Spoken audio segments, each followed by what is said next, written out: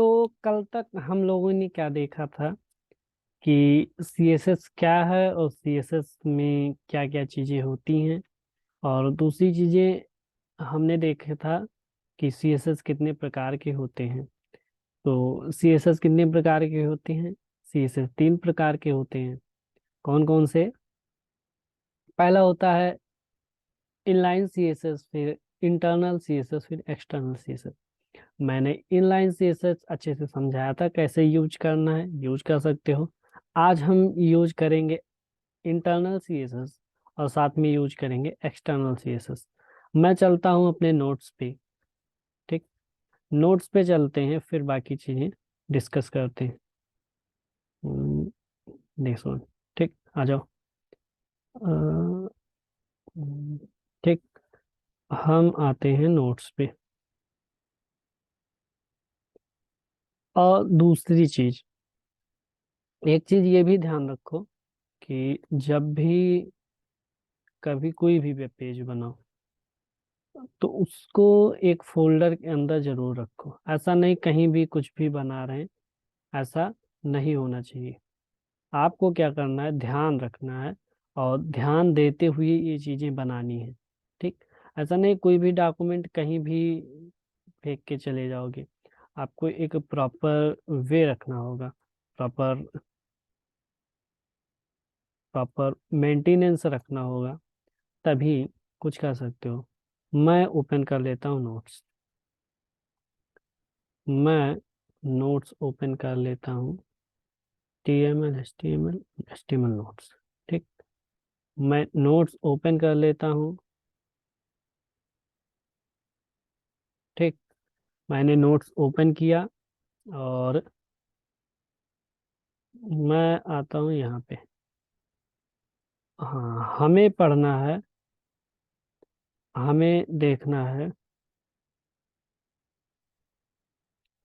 हमें देखना है एक्सटर्नल नहीं, हमें देखना है इंटरनल। इनलाइन हमने देखा, इंटरनल सीएसएस कैसे यूज करते हैं। इंटरनल सीएसएस यूज करने का मैंने सिंटेक्स बताया ही था। It is also used to decorate a page. किसी भी पेज को डेकोरेट करने के लिए भी ये यूज होता है। ये भी उसी के लिए डेकोरेट, डेकोरेट की स्पेलिंग नहीं सी, डेकोरेट आ पेज, किसी भी पेज को डेकोरेट करने के लिए ये यूज होता है।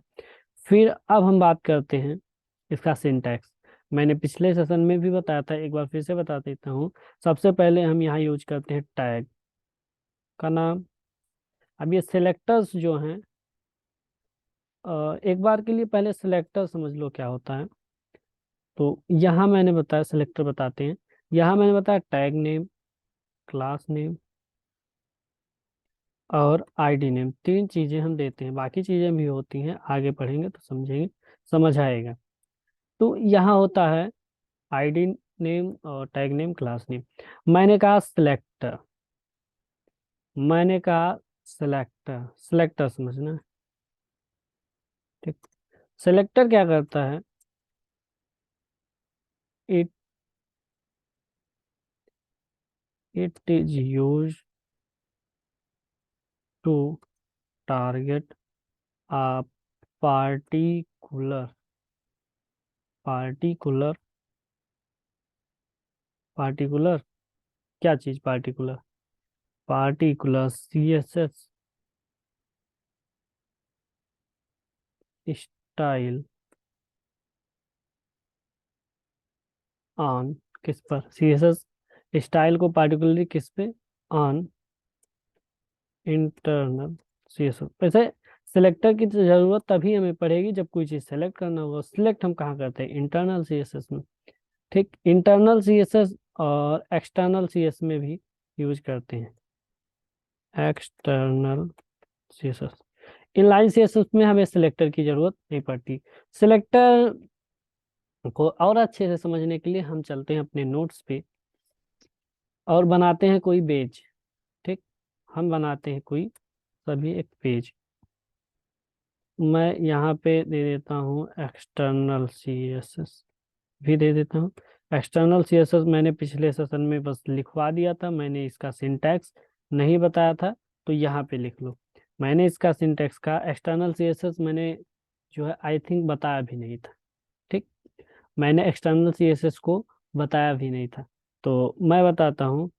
It is use to decorate page by a external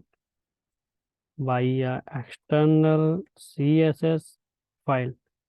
external CSS file से ये चीज़ें हम करते हैं, जो भी हमें डिजाइनिंग का काम करना होता है, जो भी डेकोरेशन का काम करना होता है। अब इसका सिंटैक्स क्या है एक बार के लिए देख लो। सिंटैक्स के लिए हम यूज करते हैं इसमें इसमें हम यूज करते हैं, किसको यूज करते हैं, इसमें हम यूज करते हैं लिंक टैग का। किसका? फाइल को लिंक कराने के हम लिंक टैग का यूज करते हैं। इसका एट्रीब्यूट और वैल्यू क्या होती है, हम लिखते हैं लिंक। जैसा मैंने बताया था, इसमें दो एट्रीब्यूट पास करते हैं, HREF और रिलेशन। जब फेवरेट आइकन लगाना बताया था तब मैंने बताया था। ठीक, याद आया कुछ? यहाँ पे हम क्या देते थे? आइकन। एक बार के रिवाइज कर लें। यहाँ पे हम देते थे, वहां पे हम देते थे आइकन, यहाँ पे हम देते थे पाथ। क्या देते थे? यहाँ पे हम देते थे पाथ, यहाँ पे देते थे आइकन। अब यहाँ हमें स्टाइल सीट लगाना है, यहाँ हमें एक्सटर्नल सीएसएस लगाना है, तो यहाँ हम देंगे स्टाइल सीट से लिख लो इसको नोट्स में, स्टाइल सीट, और यहाँ पे देंगे पाथ ऑफ फाइल। क्या देंगे? यहाँ पे पाथ ऑफ फाइल ले देंगे और यहाँ पे देंगे स्टाइल सीट। तो अब आते हैं हम अपने पेज पर और बाकी इम्प्लीमेंट करते हैं। मैंने एक नया पेज लिया, सेव किया, और सेव कहाँ करेंगे? डेस्कटॉप पे HTML में सेव कर लेते हैं। आ जाओ सेव करो। या मैंने सेव किया, मैंने इसको दिया डेमो, डेमो 26 नहीं 7.html,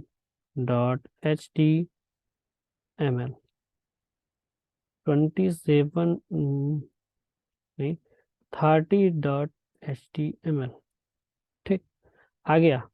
मैंने इसको सेव किया, अब मैं लिखूंगा HTML क्लोज, HTML की क्लोजिंग। इसमें हमें बनाना है हेड सेक्शन। क्या बनाना है? Head section. हेड, हेड के बाद body, body section, body section, body section, और फिर यहाँ पे मैंने दिया टाइटल, टाइटल। यहाँ पे मैंने दिया डे, यहाँ पे मैंने दिया डे 12। और मैं बॉडी में आता हूँ। मुझे क्या यूज करना है? सबसे पहले मैं यूज करता हूँ इंटरनल सीएसएस, देन हम यूज करेंगे एक्सटर्नल सीएसएस। पहले इंटरनल सीएसएस की बात करते हैं। मैंने लिखा यहाँ पे एक टैग H1। ठीक, मैंने लिखा एक H1। H1 के अंदर मैंने, अब देखो, यहाँ पे एक्सटर्नल लगाने के लिए पहले हम टैग सिलेक्टर देखते हैं। सेलेक्टर अभी मैंने बताया कि वो सेलेक्ट करने के लिए काम आते हैं HTML के एलिमेंट्स को। तो सिलेक्टर अभी जब मैंने बताया, तो हम देखते हैं सबसे पहले सिलेक्टर्स। कैसे सिलेक्टर्स? हम देखते हैं सिलेक्टर पहला, पहला कौन सा? Tag selector. Tag selector. क्या? Tag selector. It select the HTML elements को सिलेक्ट करता है। HTML एलिमेंट्स को सिलेक्ट करता है। कैसे? HTML एलिमेंट्स को ये सिलेक्ट करता है।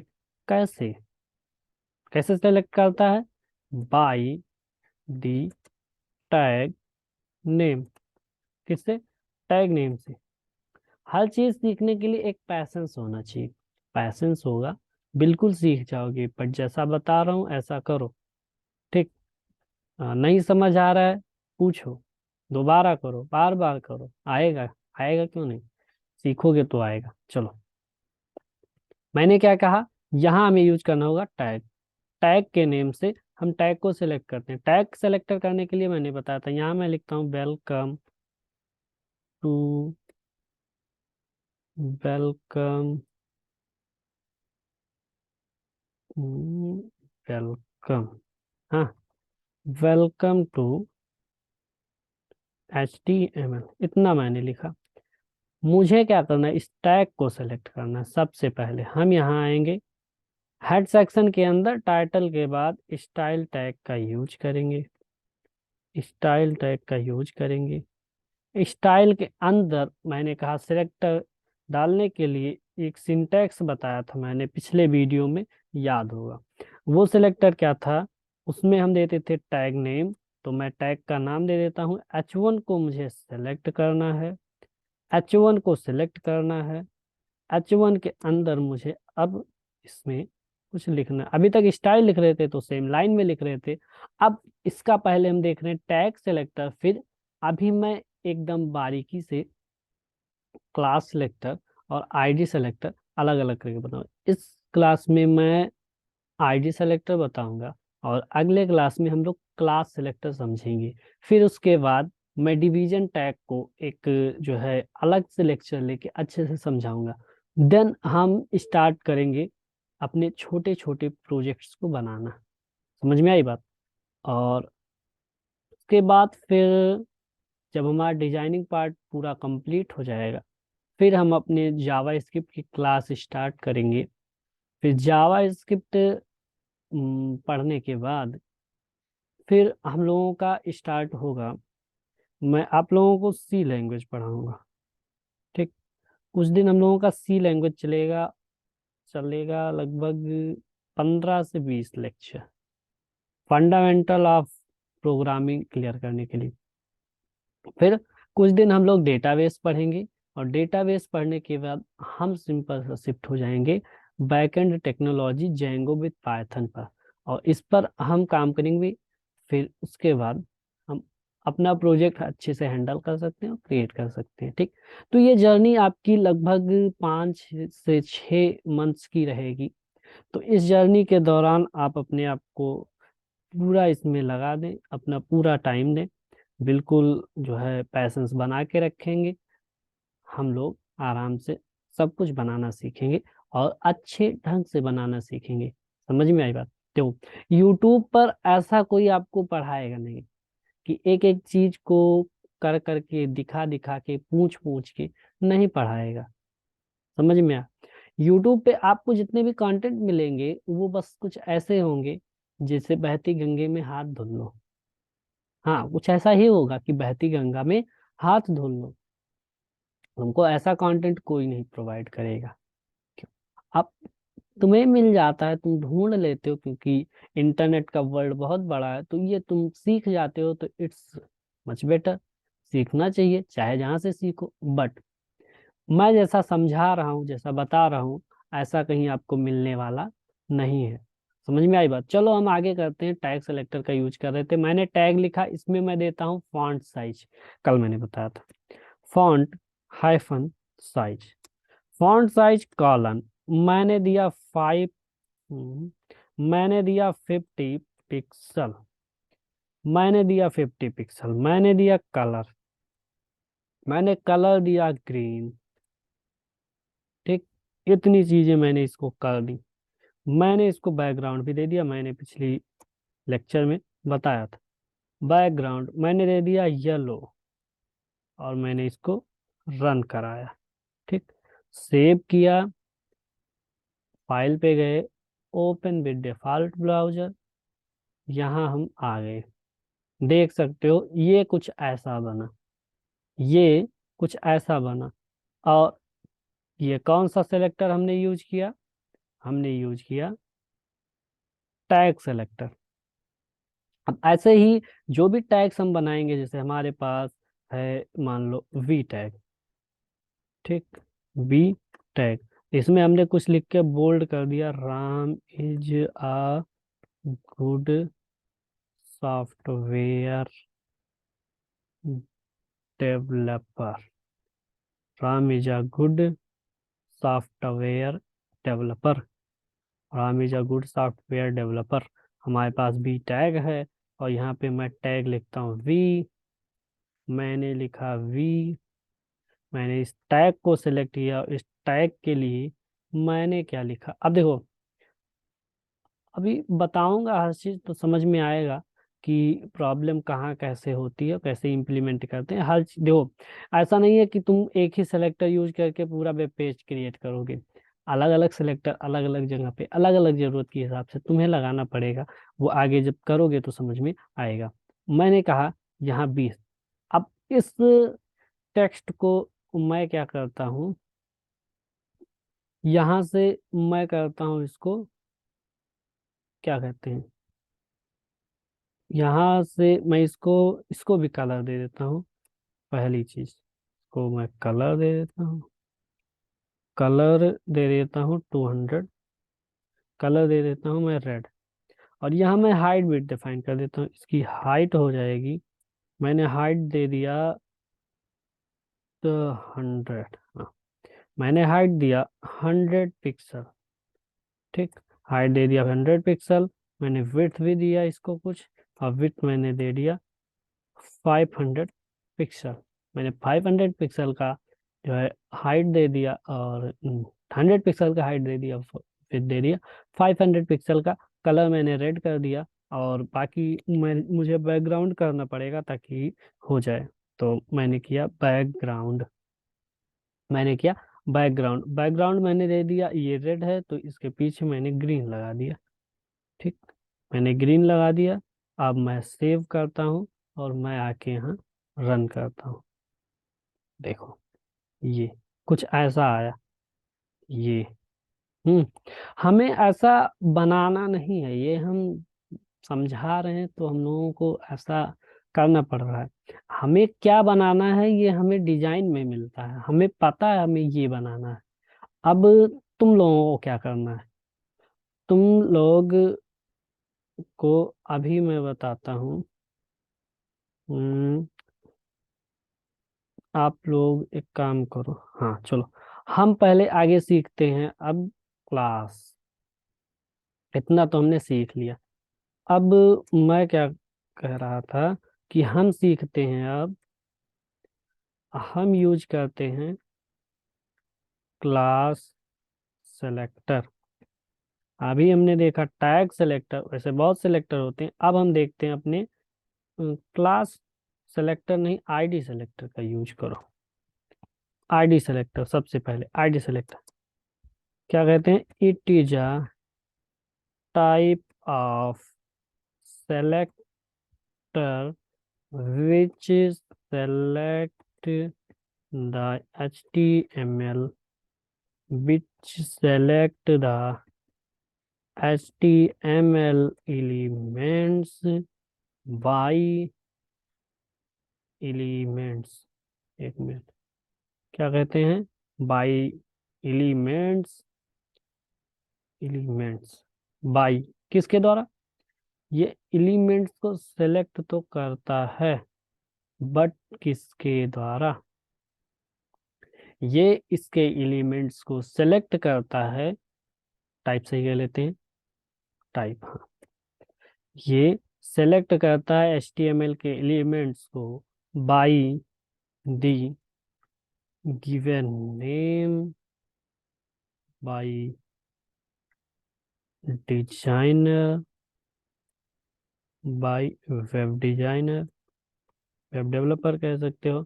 वेब डिजाइनर के द्वारा जो नाम दिया जाता है उससे with with the symbol, with the symbol hash. ठीक, कैसे होगा ये देखो, इसका सिंटैक्स क्या है। सिंटैक्स पर आते हैं।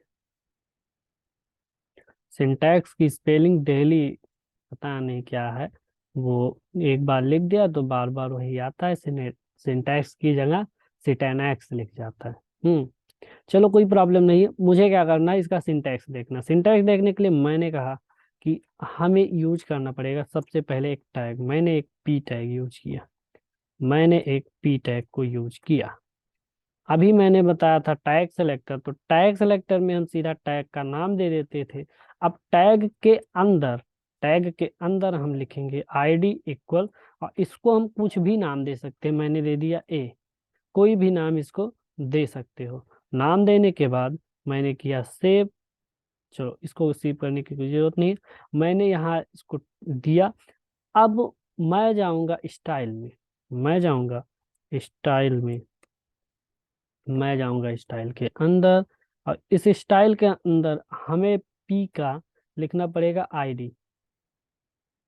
आईडी और पी के बारे में एक पॉइंट अभी और बताता हूँ। इसको मैंने दिया हैश, सबसे पहले लगाएंगे, देन लिखेंगे ए। मैंने लिखा ए हैश, फिर मैंने ये किया, और इस पे मैंने दे दिया कलर। जो भी प्रॉपर्टी आप देना हो, प्रॉपर्टी प्रॉपर्टी यहाँ दे सकते हो, प्रॉपर्टी और वैल्यू। समझ में आई बात? इतनी चीजें यहाँ इम्प्लीमेंट कर सकते हो। अब मैं चलता हूँ अपने डॉक्यूमेंट्स पे। मुझे एक नया बनाना है, मैं एक नया बनाता हूँ। मैंने इसको कॉपी किया, आपको नहीं करना है। मैंने पेस्ट किया और मैंने सेव कर दिया। अब सेव करने के बाद मैं आईडी सेलेक्टर बता रहा हूँ, नेक्स्ट सेशन में हम लोग क्लास सेलेक्टर देखेंगे। ठीक, मैं बता रहा हूँ आईडी सेलेक्टर।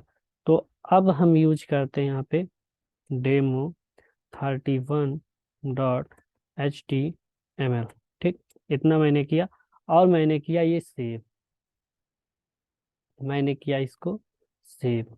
अब सेव करने के बाद मैं इस पूरे को हटा देता हूँ, मैं इस पूरे को हटा देता हूँ, इसको मैं रखता हूँ, हाँ, इसको मैंने रखा। ये भी हटा देता हूँ। मैं यहाँ पे कोई पी टैग यूज कर लेता हूँ। पैराग्राफ में मैंने दे दिया ओके गूगल। ठीक, ओके गूगल। अब क्या करना है, यहाँ पे मुझे एक देना पड़ेगा इसको आईडी। मैंने लिखा आईडी इक्वल, नाम कुछ भी दे देता हूँ, मैंने लिख दिया ओके। Okay ID. अब यहाँ मुझे कैसा करना पड़ेगा, यहाँ मुझे लगाना पड़ेगा हैश, लिखना पड़ेगा ओके, और फिर हम सेलेक्ट करेंगे इसको। अब ये सेलेक्टर मैंने यूज किया, ये। अब इस सिलेक्टर को मैंने यूज करके यहाँ मैंने प्रॉपर्टी दी, इसको मैं दे देता हूँ बैकग्राउंड, और बैकग्राउंड मैंने दे दिया मैंने दे दिया ब्लू, मैंने ब्लू दे दिया। मैंने सेव किया, यहाँ आते हैं, रन कराते हैं कि ये आया तो कुछ ऐसा। ओके गूगल भी आया। गूगल का कलर मैं दे देता हूँ कलर वाइट, कलर मैंने दे दिया वाइट, और मैं कर देता हूँ फॉन्ट साइज,